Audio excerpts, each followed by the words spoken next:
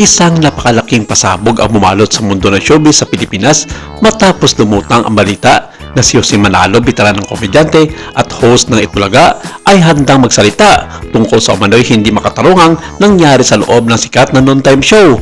Ang kontrobersiya ay kinasasakutan ni Atasha Mulak, anak ni Aga at Charlene Gonzalez, sina Joey De Leon at Vic Soto, na di umano'y maikugnayan sa mga hindi kanais-nais na pangyayari sa backstage.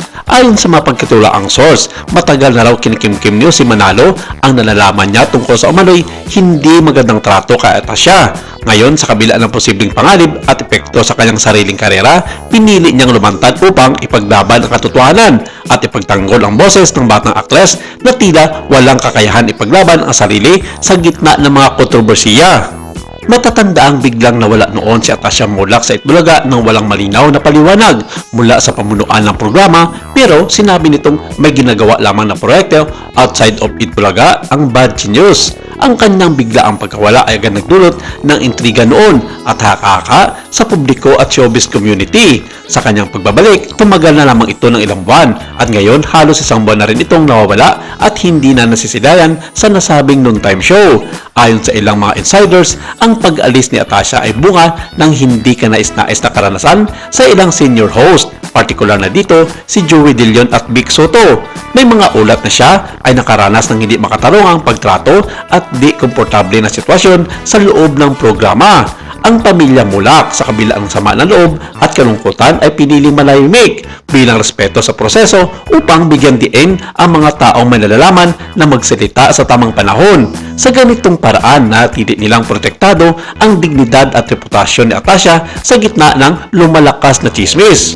Ang desisyon ni Jose na magsalita ay isang makaisasayang hakbang. Sa loob ng maraming taon, siya ay naging tahimik sa kabila ng nalalaman niya tungkol sa hindi magandang nangyari sa loob ng industriya. Sa pamamagitan ng kanyang tapang, nagbibigay siya ng bagong pag-asa sa mga kabataang artista at manggagawa sa likod ng kamera na matagal nang natatakot magsalita laban sa mga makapangyarihang personalidad. Sa social media, maraming taga-subaybay ang humanga kay Jose Manalo, hindi lamang bilang isang komedyante, kundi bilang isang tao na may prinsipyo at paninindigan.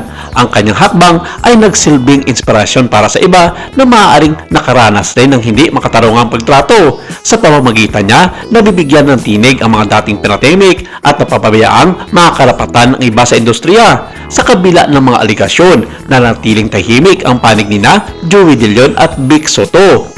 Wala pa silang inilalabas na opisyal na payag o direktang sagot sa mga paratang. Ang katahimikan ng kanilang kampo ay nagdulot ng iba't ibang mga opinyon sa publiko. Para sa ilan, ito ay sinyalis ng pag-iwas. Para sa iba naman, ito ay tanda ng respeto sa proseso ng imbestigasyon. Ang kakulangan ng malinaw na payag mula sa mga sangkot ay lalo nagpataas ng interes ng publiko. Bawat galaw at kilos ni Atasha, Jose at Joey ay sinusubaybayan na parang bawat detalye ay maaring magbukas ng susi sa katotohanan. Ang ganitong sitwasyon ay nagpakita kung paano mabilis kumalat ang impormasyon sa social media at kung paano nahusgahan ang mga personalidad kahit wala pang konkretong ebidensya.